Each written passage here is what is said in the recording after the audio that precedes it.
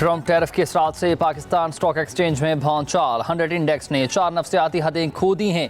8,688 points की गिरावट, market 7% गिर गई है। 100 इंडेक्स 1,10,000 पॉइंट्स की सतह पर आ गया।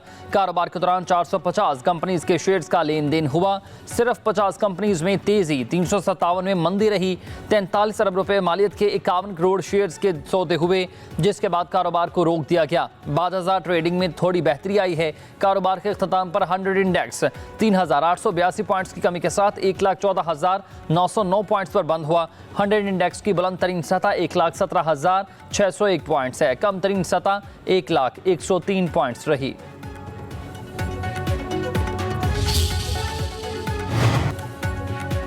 ट्रंप टैरिफ ने अमेरिकी स्टॉक मार्केट के लिए खतरे की घंटी बजा दी है। मार्केटें खुलते ही मंदी का शिकार। पूरी दुनिया की स्टॉक मार्केटें मुतासर रहीं। खलीजी और सऊदी स्टॉक मार्केट में शदीद मंदी, अरबों रियाल डूब गए। सऊदी स्टॉक मार्केट में सरमाकारों को 500 अरब रियाल तक का नुकसान हुआ। कतर, कुवैत, मस्कत और बहरीन की स्टॉक मार्केट्स में भी क्रैश कर गई हैं। एशियाई और यूरोपीय मार्केटों में भी मंदी रही। ऑस्ट्रेलियाई मार्केट 2023 के बाद कम तरीन सतह पर है। जापान, चीन, हांगकांग, भारत और यूरोपीय मार्केट में गिरावट है। खान तेल की कीमतें 5 साल की कम तरीन सतह पर आ चुकी। फी बैरल $12 की कमी रिकॉर्ड।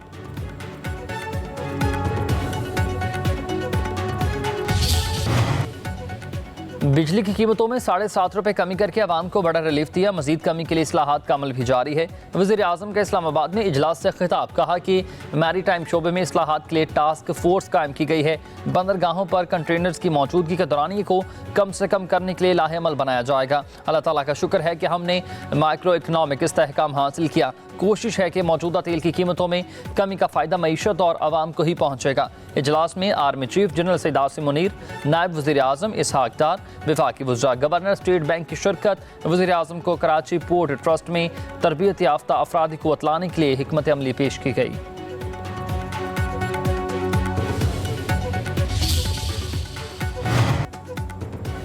हुकूमत की नहरों के मामले पर वज़ीर-ए-आला सिंध मुराद अली शाह को मुज़ाकरात की दावत। नायब वज़ीर आज़म इसहाक डार कहते हैं कि सिंध के हक़ का एक भी कतरा किसी दूसरे सूबे को नहीं दिया जाएगा। मिल बैठकर नहरी मामला हल कर लेंगे। अपने साथियों को यकीन दिलाता हूँ कि उनके शाना बशाना चलेंगे। इसहाक डार का कौमी असम्बली में खिताब, कहा कि वज़ीर आज़म शहबाज शरीफ की क़यादत में मसाइल पर काबू पा लेंगे। हुकूमत अपने इत्तेहादियों के तमाम एतराज़ात को दूर करेगी। सिंध के तरक्याती मनसूबों की भी मंजूरी दी जा रही है। मिल बैठकर मसाइल हल करने पर ही यकीन रखते हैं। जो भी हल निकलेगा उसमें मुल्की मफाद शामिल होगा। हमें किसी गलतफहमी का शिकार नहीं होना चाहिए। जिनकी सियासत सिंध में ख़त्म हो गई थी वो इस मौका से फ़ायदा उठा रहे हैं।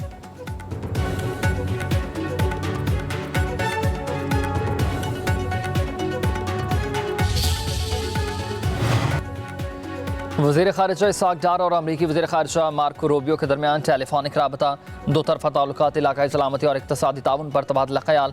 तर्जुमान दफ्तर ख़ारिजा के मुताबिक दोनों पाक अमरीका वज़राए ख़ारिजा के दरमियान शोबा इंसदाद दहशत गर्दी में ताउन को मज़ीद मजबूत बनाने की अहमियत पर जोर दिया गया। मार्को रूबियो का अहम मादनियात में ताउन की ख्वाहिश का इजहार। दहशत गर्दी के ख़िलाफ़ जंग में पाकिस्तान की कोशिशों को बेहद सराहा गया।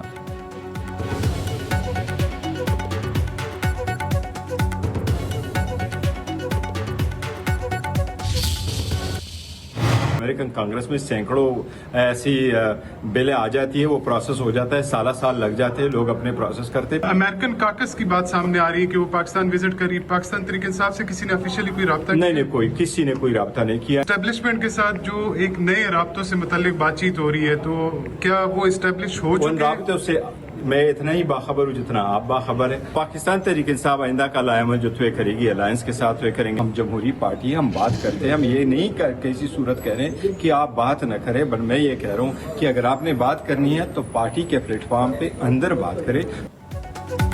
अमरीकी कांग्रेस किसी की करारदाद या फिर कानून साजी से पीटीआई का कोई ताल्लुक नहीं। किसी अमरीकी वफ्द ने पाकिस्तान आमद पर पीटीआई के साथ कोई भी राबता नहीं किया। चेयरमैन पीटीआई बैरिस्टर गौहर की मीडिया से गुफ्तगू चंद रोज कबल ही एस्टेब्लिशमेंट से राबतों की तस्दीक कर दी।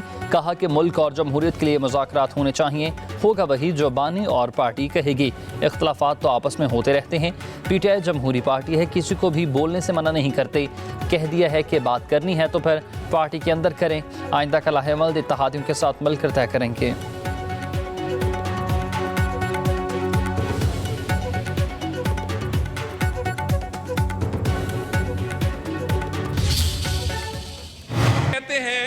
दहशतगर्दी क्यों वापस आई है? दहशतगर्दी वापस नहीं आई, आप लेकर आए हैं। 18वीं तरमीम के बाद अमन व अमान का जिम्मेदारी किस हुकूमत की है? सूबाई हुकूमत की या वफाक की? NFC अवार्ड का 1% हर साल जो पिछले 20 साल से दहशतगर्दी की जंग में KP की हुकूमत को मिल रहा है, जो 800 अरब से जायद है। आपकी इस्टेब्लिशमेंट क्लियर है, हुकूमत और पाकिस्तान के मुफाद के साथ खड़ी है। वज़ीर मुमलिकत बराए दाखिला तलाल चौधरी कहते हैं कि PTI ने सरहद खोलकर दहशतगर्दों का आबाद किया। बनू में दहशतगर्द हमले की मज़म्मत तक नहीं की गई। बताएं कि 18वीं तरमीम के बाद अमन व अमान की जिम्मेदारी किसकी है? ये नहीं पूछते कि किसने कितनी कुर्बानी दी। तलाल चौधरी का कौमी असम्बली में खिताब, कहा कि KP हुकूमत पर बरस पड़े। कहा पूरे पेशावर में 100 कैमरे नहीं हैं, ये कैसे दहशतगर्दी के खिलाफ जंग लड़ेंगे? ये सेफ सिटी तक नहीं बना सके। वज़ीर मुमलिकत की तकरीर के दौरान PTI का एहतजाज, शदीद नारेबाजी।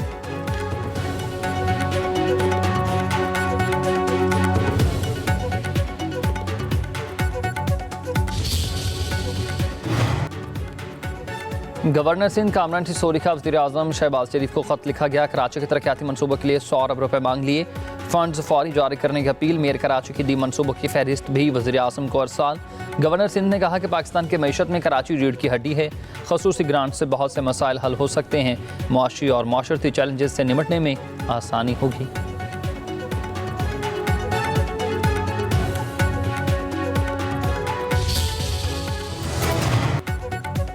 खैबर पख्तूनख्वा को दहशतगर्दी की लहर का सामना है। अमन व अमान का क़याम सूबाई हुकूमत की जिम्मेदारी है। गवर्नर KP के फैसल करीम कुंडी का सेमिनार से खिताब, कहा सूबे में गवर्नेंस का मयार बेहतर बनाने के लिए फ़ंड्स का शफाफ इस्तेमाल इंतहाई ज़रूरी है। साबिक़ वज़ीर आला खैबर पख्तूनख्वा अमीर हैदर होती भी बोले कि अमन व अमान सूबाई मामला है तो फिर खारजा पॉलिसी और कौमी सलामती किसकी जिम्मेदारी है? मरकज़ी और सूबाई हुकूमतों को अपना घर ठीक करना होगा। मुशीर इत्तलाआत खैबर पख्तूनख्वा बैरिस्टर सैफ ने कहा कि दहशतगर्दों और फिर अस्करियत पसंदों के गलत और झूठे बयानिया से निपटना भी बहुत अहम है। दहशतगर्दी से मुतासर इलाकों में सरमायाकारी दरकार है।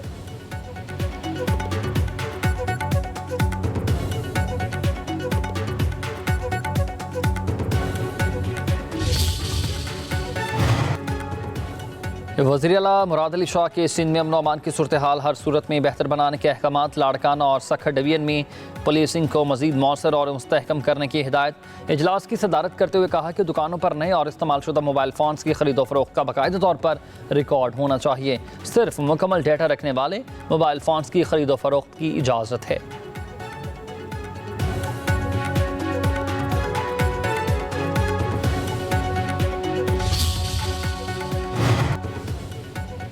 लाहौर एयरपोर्ट पर ख़वातीन मुसाफरों और कस्टम एहलकारों में हाथापाई हुई। एक दूसरे को थप्पड़ मार दिए। कस्टम एहलकारों ने थप्पड़ मारने वाली खातून को हिरासत में ले लिया। CCTV कैमरेज और लहंगे क्लियर न करने पर झगड़ा हुआ था।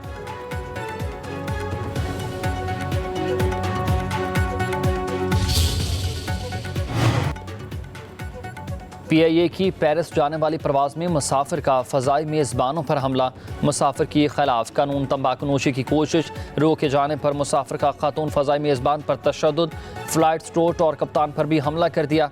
कप्तान के मतला करने पर जहाज़ की पेरिस लैंडिंग पर पुलिस ने मुसाफिर को गिरफ्तार कर लिया। फ़ज़ाई मेज़बानों के बयानात भी रिकॉर्ड हुए। तिबी मुआयना करवा कर पुलिस रिपोर्ट दर्ज कर ली गई। तर्जमान PIA के मुताबिक मुसाफिर को ब्लैकलिस्ट लिस्ट में डाल दिया गया है, जबकि अब कानून अपना काम करेगी। इस पर ब्लैक लिस्ट आयद कर दी गई।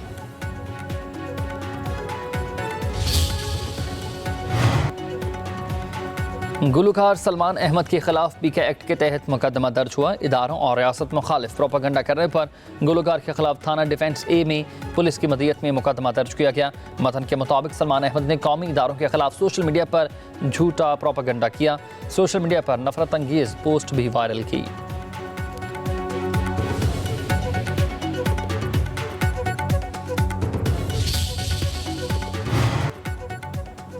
वज़ीर आला पंजाब मरीम नवाज शरीफ की ज़ेर सदारत गंदम की कटाई से काबिल सूरत हाल का जायज़ा इजलास हुआ। पंजाब हुकूमत का प्राइवेट सेक्टर के जरिए गंदम की खरीदारी का फैसला। वज़ीर आला की गंदम की रिकॉर्ड पैदावार पर पंजाब के किसान को शाबाश। मरीम नवाज ने कहा गंदम के काश्तकारों को हुकूमत पंजाब की तरफ से 1000 ट्रैक्टर मुफ्त दिए गए। पंजाब में गंदम की आज़ादाना नकलो हमल की इजाज़त है। किसान हमारे भाई हैं, मफाद का हर सूरत तहफ़्फ़ुज़ किया जाएगा।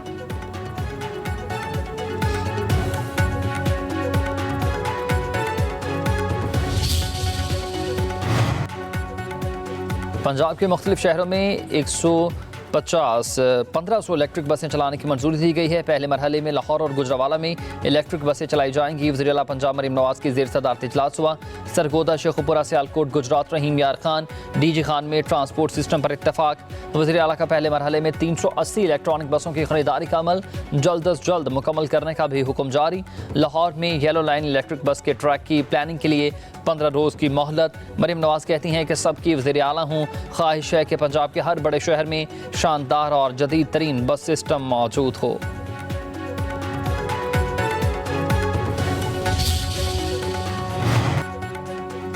मुर्तज़ा वहाब कराची का मैंडेट छीन कर मेयर बने।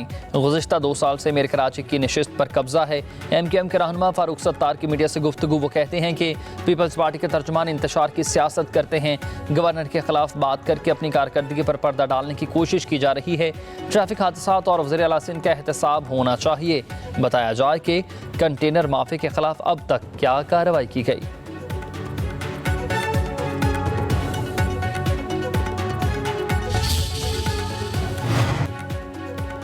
फारूक सत्तार साहब, ये 12 मई वाला कराची नहीं। आपको हमारा काम बुरा लगता है तो फिर लगे। अब लसानियत की सियासत नहीं, काम की सियासत चलेगी। कराची में लाशों को दौर गुजर चुका है। मेयर कराची मुर्तज़ा वहाब का रहनुमा MQM को करारा जवाब। कहा कि हम मसाइल हल करने की कोशिश कर रहे हैं, इख्तियारात का रोना नहीं रोते। ज़ाती मफाद के लिए शहर का बेड़ा गर्क कर दिया। हर दौर में ये हुकूमत में रहते हैं। गवर्नर साहब, ड्रामों से काम नहीं चलेगा। मेरा मुंह ना खुलवाएं वरना कच्चा चट्टा खोल दूंगा। कामरान सूरी ने बात करनी है तो फिर मुझसे डायरेक्ट करें।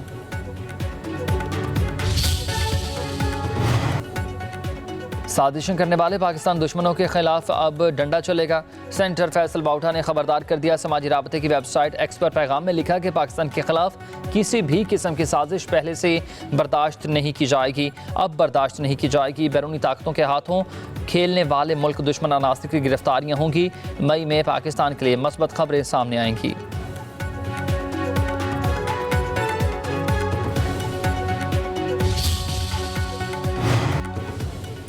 कौमी असम्बली कायमा कमेटी बराए इंफॉर्मेशन टेक्नोलॉजी का इजलास हुआ। स्टार लिंक को लाइसेंस दे रहे हैं। तमाम मराहिल मुकम्मल होने के बाद बुनियादी रजिस्ट्रेशन दी जाएगी। चेयरमैन PTA की ब्रीफिंग। वफाकी वजीर IT शिज़ा फातिमा ने बताया कि स्टार लिंक को तमाम चीज़ें मुकम्मल करने के लिए मई तक का वक्त दिया है। लाइसेंस नवंबर-दिसंबर तक मिल जाएगा। चीनी कंपनियों ने भी लाइसेंस के लिए अप्लाई किया है। चेयरमैन कमेटी ने कहा कि 5G स्पेक्ट्रम के नीलामी में सिर्फ रेवेन्यू पर नजर नहीं रखनी चाहिए। शिज़ा फातिमा ने कहा कि हमें रेवेन्यू भी कमाना है लेकिन इंफ्रास्ट्रक्चर भी बेहतर बनाना है।